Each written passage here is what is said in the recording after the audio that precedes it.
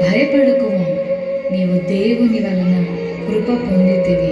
ఇదిగో నీవు గర్భము ధరించి కుమారుని కని ఆయనకు యేసు అని పేరు పెట్టుదువు.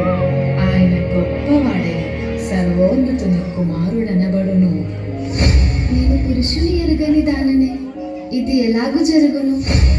పరిశుద్ధాత్మ నీ మీదికి వచ్చును, సర్వోన్నతుని శక్తి నిన్ను కమ్ముకొనును గనుక పుట్టబోవు శిశువు పరిశుద్ధుడై దేవుని కుమారుడనబడును. ప్రభు దాసురాలను, నీ మాట చెప్పున నాకు జరుగును గాక.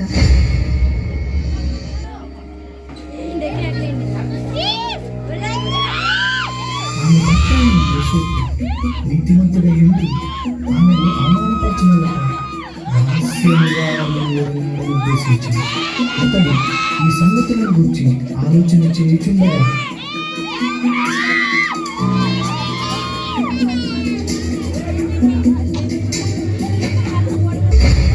దావీదు కుమారుడైన యోసేపు, నీ భార్య అయిన మరియను చేర్చుకొనుటకు భయపడకుము.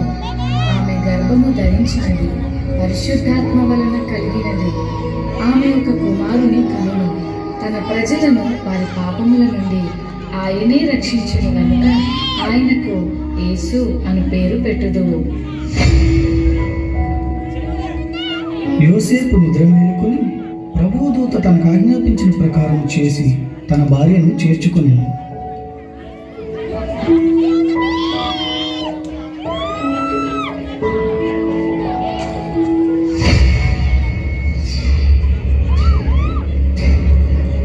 ఇందు మూలముగా 50 మంది ప్రజలకు తెలియజేయమనగా ప్రజా సంఖ్య రాయవల్లని కైసర్ ఆగస్తు నిర్ణయించడం వలన ప్రజలంతా తమ తమ స్వగ్రామాలకు వెళ్ళి ప్రజా సంఖ్య రాయించుకోవాల్సిందిగా తెలియజేయడం అనేది. అహో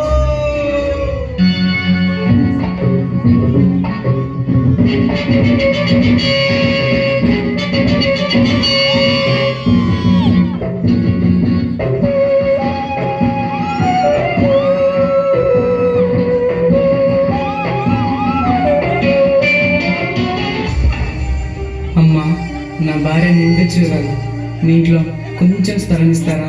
క్షమించండి అయ్యా, మేమే చాలా మంది ఉన్నాం, మా ఇంట్లో మీకు స్థలం లేదు.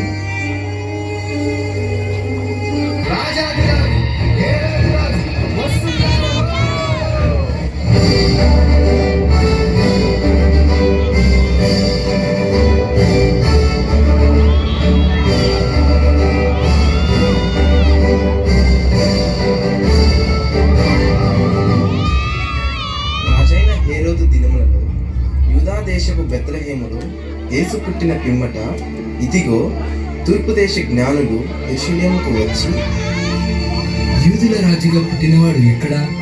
తూర్పు దిక్కున మేము ఆయన నక్షత్రమును చూచి ఆయనను పూజింపవచ్చితిమి. చిత్తం మహాప్రభు. క్రీస్తు ఎక్కడ పుట్టును?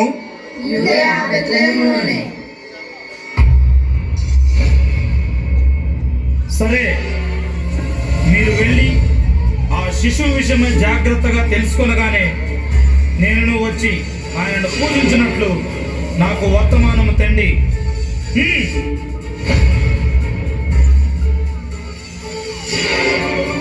నేను ఓటము ఎరుగని హేరోదు రాజును మరి ఒక రాజును పూజించడమా? అసంభవం.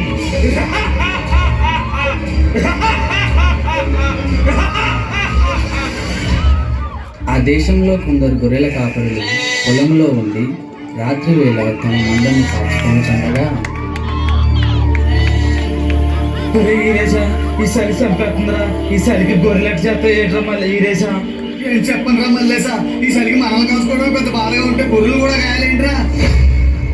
భయపడకుడి, ఇదిగో ప్రజలందరికీ కలుగబో మహా సంతోషకరమైన సువర్తమానము నేను మీకు తెలియజేయుచున్నాను. దావీదు పట్టణమందు నేడు రక్షకుడు మీ కొరకు పుట్టి ఉన్నాడు. ఈయన ప్రభు అయిన క్రీస్తు. దానికిదే మీ కానవాడు. ఒక శిశువు పొట్టి గుడ్డలతో చుట్టబడి ఒక తొట్టిలో పండుకొని ఉండుట మీరు చూచెదరు. మన కోసం బెత్లెహేములో యేసయ్య పుట్టాడంట.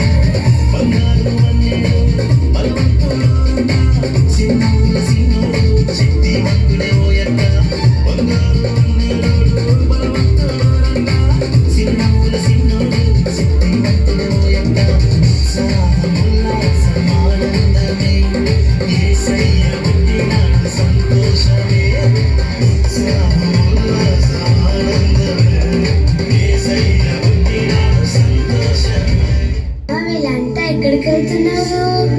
అదే నాన్న, బెత్లహేంలో మన రక్షకుడైన యేసయ్య పుట్టాడంట. అమ్మా ఆ యేసయ్య నాకు కూడా చూపించవా? తప్పకుండా చూపిస్తాను, పద వెళ్దాము.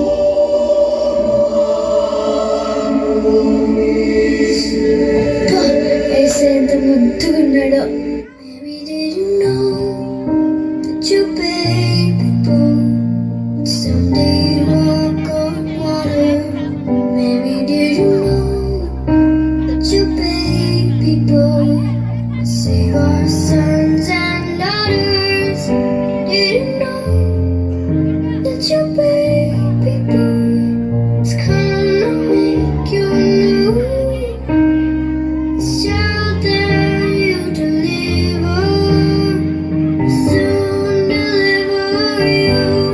చూశారు కదా మిత్రులారా, చీకటి లోకంలో పాపమనే బంధకాలతో అపవాది చేతుల్లో బందీలుగా ఉన్న ప్రతి మానవుని రక్షించుటకు దేవాతి దేవుడు ఈ లోకానికి ఎన్నో గ్రహాలు, ఖండాలు, దేశాలు దాటుకుంటూ పాపంలో కూరుకుపోయిన నిన్ను రక్షించడానికి తన ఏకైక ప్రియ కుమారుడైన యేసయ్యను మానవునిగా ఈ భూమిపై నీ కొరకు పంపాడు. నిజ క్రిస్మస్ ఆనందం విందు వినోదాల్లో లేదు, కానీ నీ హృదయంలో క్రీస్తు ఉండటమే నిజమైన క్రిస్మస్. ఈ నిజ క్రిస్మస్ ఆనందం నీవు కూడా పొందుకోవాలని ఈ మా చిన్ని ప్రయత్నం.